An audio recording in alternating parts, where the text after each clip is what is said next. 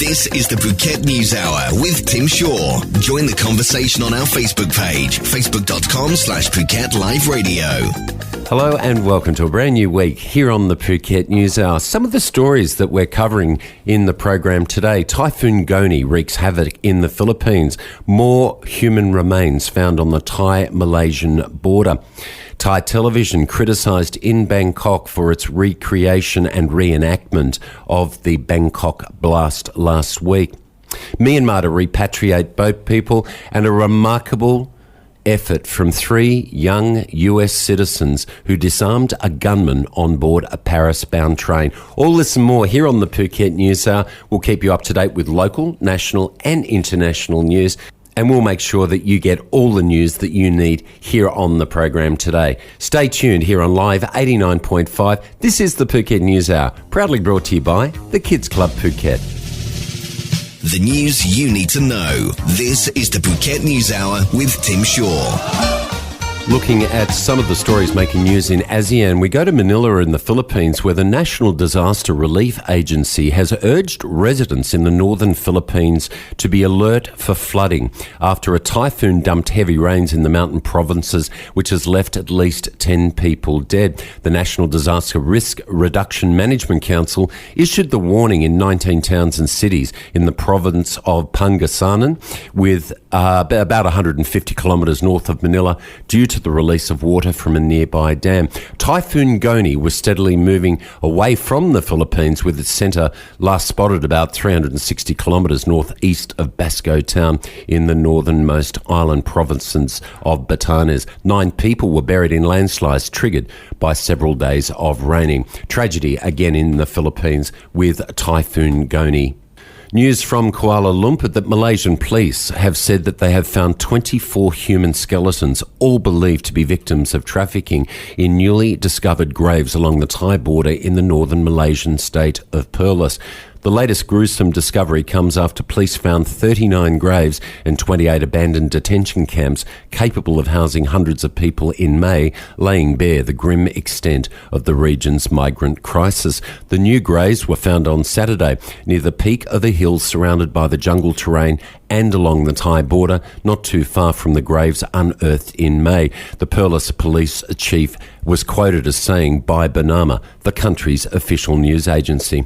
After May's unearthing, the remains of 106 people were exhumed, mostly believed to be Muslim Rohingya fleeing persecution in Myanmar, as well as Bangladeshis seeking better opportunities abroad. Mass graves were also discovered on the Thai side of the border. News from Yangon in Myanmar that Myanmar will repatriate at least 125 more Bangladeshi refugees who were rescued at sea by the Navy in May. A total of 501 migrants were handed over to Bangladesh in 4 rounds in July and August, with the remaining boat people in shelters at Tulpio in Myanmar's western Rakhine state. The next round of deportations is expected on August the 25th, according to the Rakhine Immigration Department. The government has come under pressure from nationalists in Rakhine state, including Buddhist monks, demanding the swift repatriation of 2 boatloads of migrants found at sea in May. They're just some of the stories making news in the ASEAN region. And if you'd like to read the full story, go to bangkokpost.com and click ASEAN News. This is the Phuket News Hour. More news on the way. Missed something? No problem. Listen to the Phuket News Hour any time of the day. Programs posted daily on the phuketnews.com/radio and on our Facebook page, Phuket Live Radio.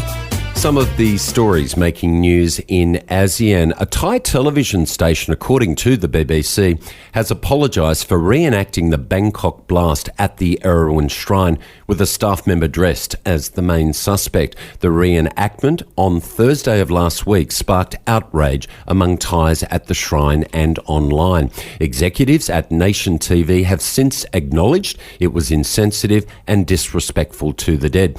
The bomb blast on Monday killed 20 people and injured more than 100 people.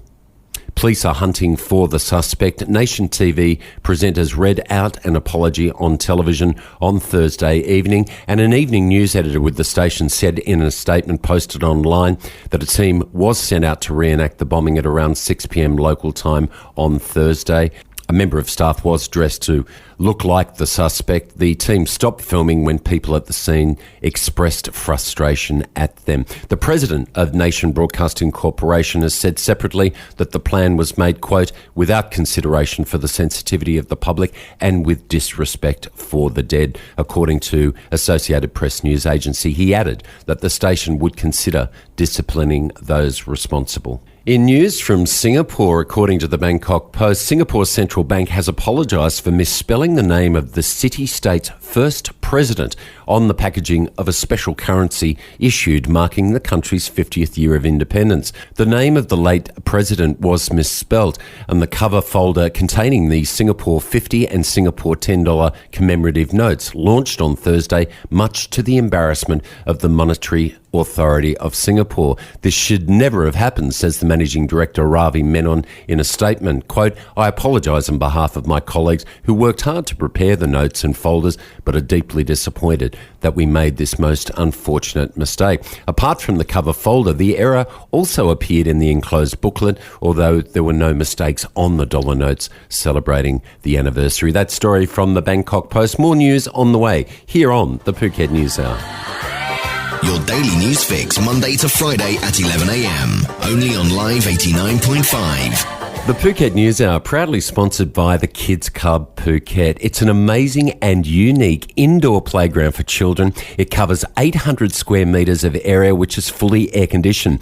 Our safe and child-friendly complex features play equipment, which will keep the kids completely amused for hours on end, including climbing walls, a padded trampoline room, swings and slides, flying fox, overhead tunnels, playhouses, and so much more. Trained nannies there to supervise your child while you go shopping at Jung Salong, because the Kids Club Phuket is opposite Jung Salong, underground parking, and it's open 7 days a week from 10 a.m. to 9 p.m. Go to facebook.com, The Kids Club Phuket, or check out thekidsclubphuket.com. Don't forget to, breaking news, the best party supplies shop on the island. Where? At the Kids Club Phuket, opposite Jung Salong, there on Ratu Pit T. Make sure you get down there, let the kids have a great time while you go shopping, have a kid-free meal. Mums and dads, the Kids Club Phuket, the proud sponsors of the Phuket News Hour.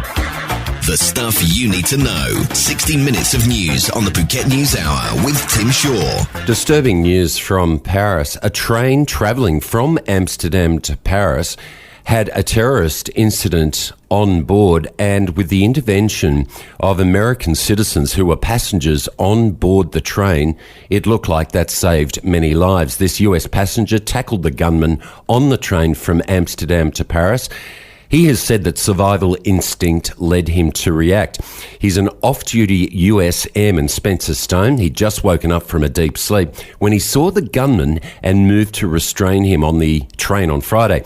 He overpowered the gunman with Alec Scarlatus, a member of the US National Guard, and US student Anthony Sadler, and a Briton by the name of Chris Norman. These men have been hailed for their bravery, and at a press conference at the US Embassy in Paris, they told their story. The President of France, Francois Hollande, will meet these men and will give them France's highest honour in recognition of their bravery, the Légion d'honneur from the French President. Let's hear from these men at the press conference held at the US Embassy in Paris. Other than my finger, I didn't really feel any of my other injuries. I knew I was bleeding, but I didn't know they were that bad. I just went over, saw that he was squirting blood out of the left or right side of his neck, and I was going to use my shirt at first, but I realized that wouldn't have worked, so I just stuck two of my fingers in the hole, found what I thought to be the artery, pushed down, and the bleeding stopped, and so I just said thank God and held that position until the paramedics got there.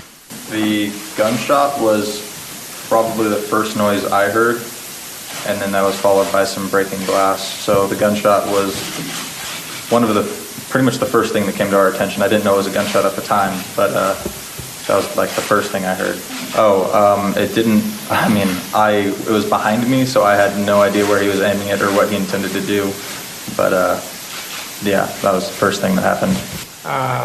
These are my friends, and I was the third one to get up, and I just want the lesson to be learned that basically, in times of like crisis like that, I would want it to be learned that basically to do something. Hiding or sitting back is not going to accomplish anything, and the gunman would have been successful if my friend Spencer had not gotten up. So I just want that lesson to be learned going forward in times of like terror like that, to please do something. A remarkable story from these three young Americans. A US airman, Spencer Stone, you heard him first saying how he saved the life of a man who had been shot in the neck. His colleague, Alex Scarlatos, assisting when we saw that there was going to be a problem on the train, as he said. And US student Anthony Sadler, speaking there last. That press conference held at the US Embassy in Paris, and all three men, plus the Briton, Chris Norman, who also rendered assistance, being given the Legion of Honour Award from the French President in Paris. More news on the way. This is the Phuket News Hour, here on Live 89.5. Today's important stories and the island's best music. This is the Phuket News Hour with Tim Shaw. Tragedy struck at an air show in Britain on the weekend, and dramatic footage shows a plane taking part in the air show in Shoreham, England, and crashing soon after. Eyewitness reports say that the aircraft, in doing this manoeuvre in the air, just did not have enough distance between the ground and obviously the flight path, landing on the A27 highway leading from Brighton down to the Isle of Wight. And at this point, some 11 people confirmed dead. Let's cross to Reuters for this story. A manoeuvre that went horribly wrong. A jet plane taking part in an air show in Shoreham, England, took a nosedive to the ground. It crashed on a main road and exploded into a ball of fire, killing at least 7 people and hitting several cars. He came down across in front of us, about half a mile away actually, and he was obviously too low, and that was it. He hit the ground and there was a lot of flame and a lot of nasty. Giant plumes of smoke could be seen from a distance as they rose from the site of the accident. Police said at least 15 people were injured in the crash, one with life-threatening injuries. The pilot of the aircraft did survive the crash and is in a critical condition in hospital. Of the 11 confirmed dead, some family members have actually published on social media the loss of their family member or friend. We'll keep following that story, but it's not the first time that an air show aircraft, particularly with vintage aircraft, has crashed, and this has happened in the United States and in other parts of Europe. That report from the Bangkok Post and that story posted on the BangkokPost.com by Reuters. This is the Phuket News Hour. Your daily news fix, Monday to Friday at 11 a.m. Only on Live 89.5. That is the program for today. Thank you for your company. The Phuket News Hour, produced and presented by Tim Shaw, with the resources of the BBC, the Voice of America, CNN, the Phuket News Centre and the World Wide Web. Don't forget the catch-up program too, 6 a.m. Tuesday to Saturday, but you can listen here on Live 89.5, Monday to Friday, 11 a.m. to midday. The Phuket News Hour, proudly brought to you by the Kids Club Phuket. Don't forget, 10 a.m. to 9 p.m, 7 days a week at the Kids Club Phuket. Go to thekidsclubphuket.com or check them out on facebook.com, the Phuket News. You can catch the highlight podcast of the Phuket News Hour by going to PhuketLiveRadio.com or Facebook.com, the Phuket News. Have a great remainder of the day, and I look forward to your company when next we meet again here on the Phuket News Hour. Bye for now. This is the Phuket News Hour with Tim Shaw. Join the conversation on our Facebook page, facebook.com/Phuket Live Radio.